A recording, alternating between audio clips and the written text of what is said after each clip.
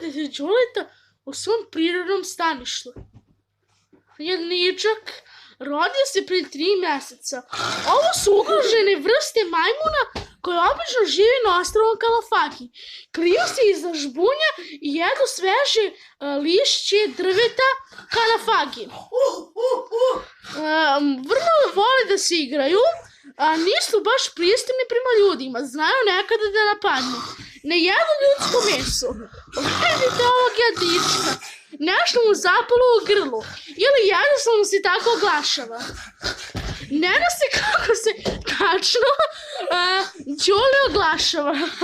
A ovako izgleda jedan prosječan život životinje na ostrvu.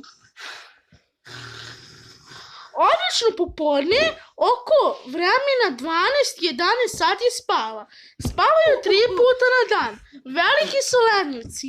Nisu baš poželjni za kućnog ljubimca. Ali to pravilo u Dubaju ne važi. U Dubaju preko 5000 ljudi ima takvog majmuna. Mnogo voli da se igra.